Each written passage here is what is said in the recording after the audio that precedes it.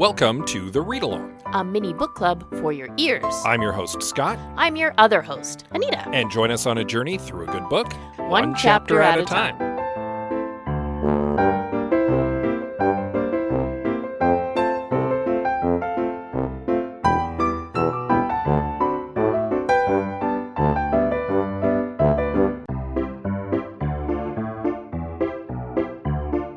Do you like talking about movies?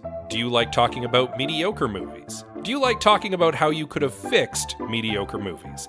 Well, I certainly do, and you can listen to me, Scott C. Bourgeois, along with my co-hosts Greg Beaver and Liam Creswick, as we give our notes, and I have some notes. You can follow it now on your podcatcher of choice, or support it by visiting patreon.com/IHaveSomeNotes.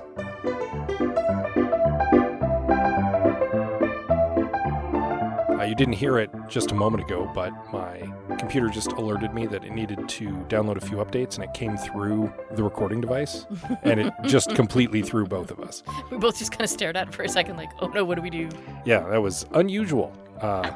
Yeah, so... Everything's fine. Got us both a little spooked for a moment there. Like, what's happening? Why are there noises? Yeah, this is not the way recording usually goes, but... Here we are. Here we are. Nothing is broken down. Nothing is melting down. Everything is working correctly. Just weird noises that never happened before, so yeah. Computers are fun. So, happy post-Thanksgiving, everybody. Well, Canadian Thanksgiving, for those of us in Canada. Yeah, where we are. Yeah. In Canada. It's correct. Yes.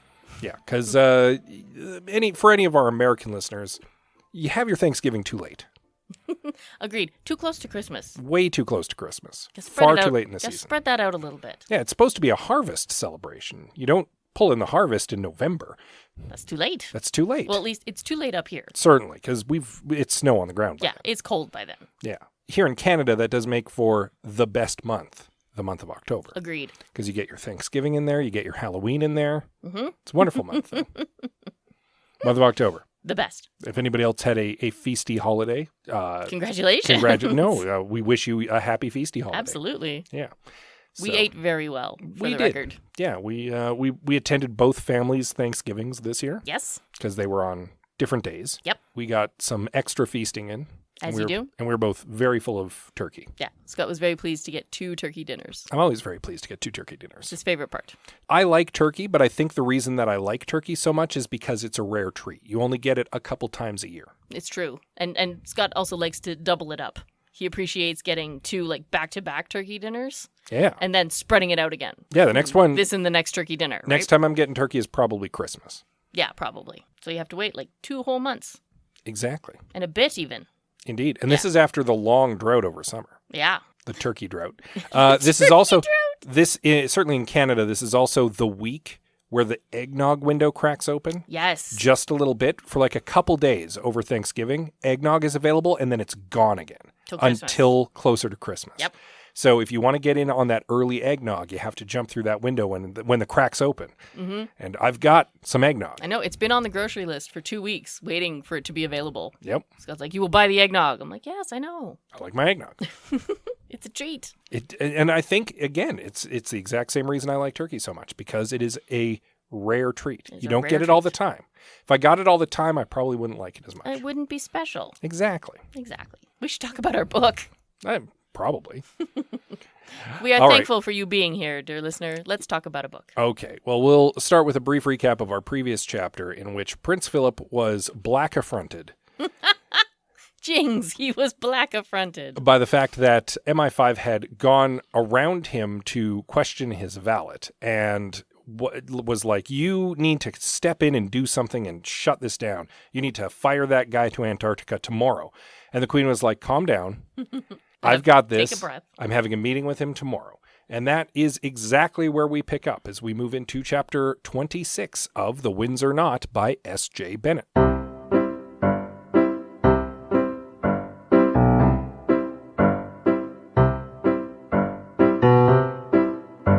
I feel like I'm talking a little low because we're also doing our after bedtime recording.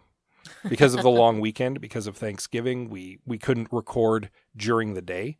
Like we normally do, yeah. And so I feel like I'm half whispering, so I apologize if that's coming through. It's just a slightly sexier read along. That's all. There you go. Read along after dark. But we pick up the chapter with actually kind of Rosie. Yeah. Not a lot with Rosie. Like, she doesn't have any vast revelations or find out anything new. It's just sort of like a check-in. Yeah. Which, on the one hand, great. Because I was just saying, I think last chapter, we haven't seen Rosie in a while. Yeah. What's up with her? Well, now we know. She's busy. Well, she's busy, and also she's not quite on the cusp of starting to feel a little left out.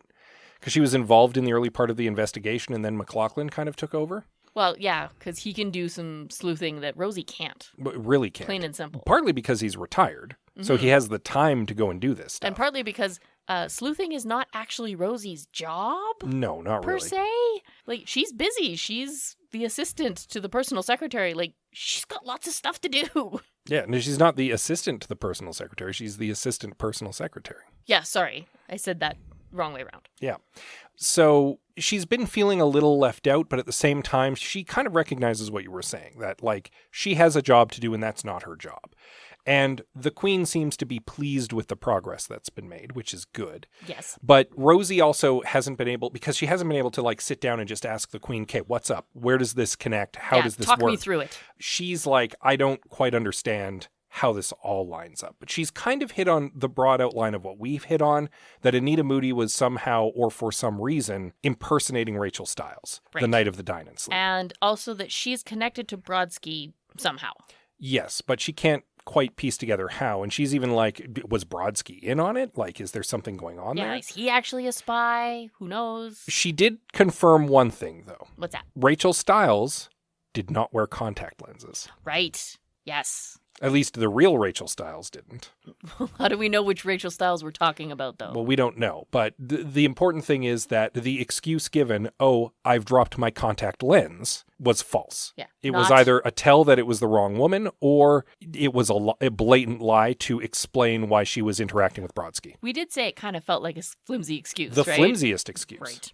Okay, so yeah, so we've confirmed something. We've checked in with Rosie. Super busy because the ambassador from Japan is coming? Yes, he's on his way. Right. So that's kind of an official visit that's going to take a lot of, work. This leads us away from Rosie and to Humphreys. Yes, we actually get a chapter with Humphreys. Yeah, much like Singh earlier in the novel, we get the perspective of an authority figure who's going to see the Queen, and on the one hand is like, this is going to be fine, and on the other hand is like, am I in trouble? Am I being called in front of the principal? Like, right? He's a little nervous because he has to meet with the Queen. Like, on the one hand, he's very self-confident and very assured and very confident in his investigation, actually.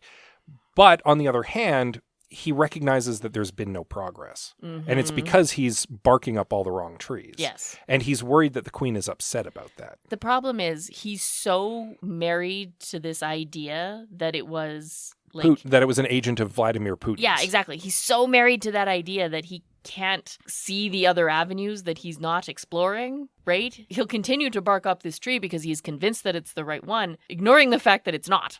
Yeah. Right? Like, all of his leads are leading nowhere. He's not making any progress. Well, and that's what ultimately led him to question Prince Philip's valet the other day, is because they discovered some tenuous link to... Oh, some super loose link. A very tenuous link to a Russian oligarch. Like, through a person, through a person, through a person, to a person. Who worked at a place that was kind of connected to another person, right? Like, it was... And then, and was dating Prince Philip's valet, and then it turns out they weren't even dating anymore. Like, no, again, it's like, it was an ex-girlfriend who used to have a job somewhere at a hotel that was connected to, like, Putin sympathizers. Yeah. Like, it was a super, super loose connection. But it shows how, I'm going to say desperate he is getting to desperately grasping at straws. To fit this square peg into the round hole. Yeah. Because he even mentally admits to himself that they thought they had the guy with... Sandy Robertson. With poor Sandy Robertson, but... Like, even that's not going anywhere at this point. Nope. They got nothing from the archivist, who was their other lead. Nope. Right? They got nothing from Sandy Robertson. Well, they've gotten as far as they can get with Sandy Robertson, it seems. Again, because he didn't do it. So, he's acknowledging at least the dead ends and not, like, filling in the blanks on his own. But at the same time is then, like, circling back around to, that Vladimir Putin. Yeah. You got to admire sneaky. him because he's so sneaky. And because he's convinced himself that that's what it was. Yeah, exactly. And that he just hasn't dug far enough into the house staff. And he's like, it's a shame that these two old royals are so attached to the help that they're impeding our investigation. Ugh. Just, it's such a sad and yet at the same time fitting attitude for him. Yeah, they're not people to him. They're just employees. Yeah. Well, also, he's the head of MI5. His life is very different. Showing him for what he is, right? Like, he is paid to be suspicious. That is the whole point of his job. Yeah, but he's also paid to be good at his job. Well, okay, he is not. That's fair. So far, he hasn't been. But he does show up, he meets the queen, and despite his initial, little bit in the back of his mind concern, she turns out to be just super genial. She's chatty, she's very assuring that she's very pleased with the way the investigation is going. Basically the exact same way she was with Singh. Well, until he got to the part about no progress, and then she was like, And the part about him, pestering her staff, and she was like, Because he has a comment about how, obviously the bothering of the staff at Windsor is, annoying her. Yeah. Which, fair, because it is. And then she insists on walking him out. And it's here that the queen works her little queen magic, because she starts talking about, this tour of universities she's about to go on. And she makes special mention of Allingham, which is the school that Brodsky went to learn piano. Yes. And she's like, you know what? The death of this man is still kind of rattling around in my brain. He was such a gifted piano player. I'm very much looking forward to checking out this music department. And that's her planting the seed, because who else was at that department? Anita Moody. Anita Moody went to school with him there. Yes. In the same class, in the same department. And she was the person that we now believe may have been impersonating Rachel Stiles. Yes. Which, by the way, Humphreys brings up. Oh, it turns out, by the way, we got it through the channels from the detective chief inspector that there was, in fact, someone impersonating someone else at a meeting that night. But don't worry, it wasn't a big deal. Very minor. It was minor. There's no national security at risk.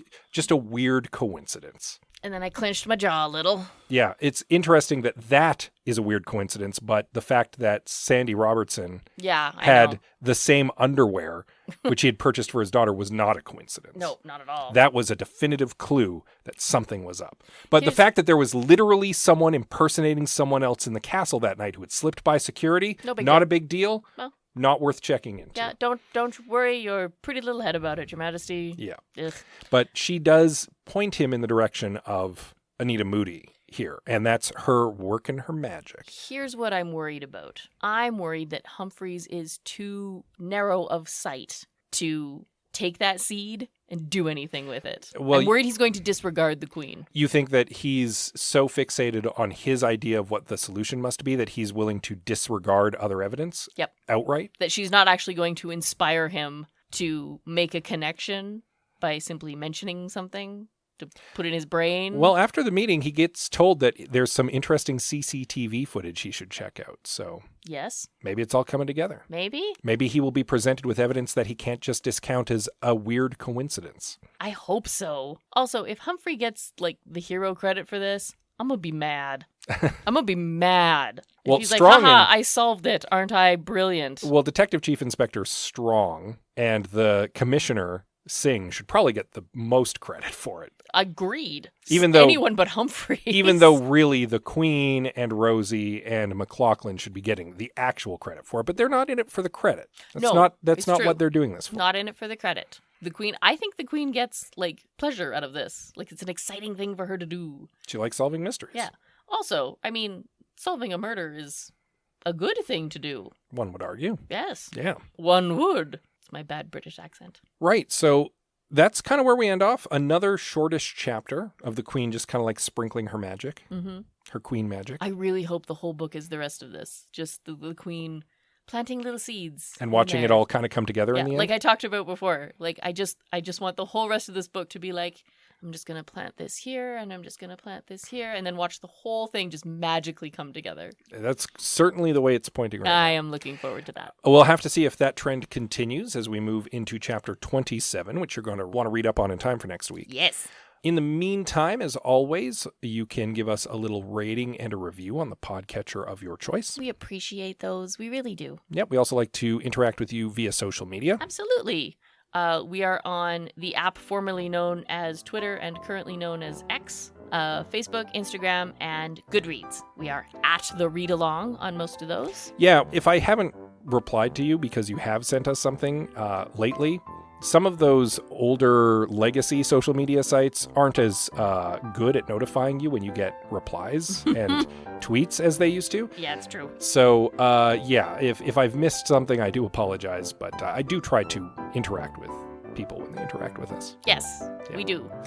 You can also send us an email, of course. Yes, we are thereadalong@gmail.com. And with that said, as always, we love you very much, and we'll see you next time. For more Queenie magic. Woo.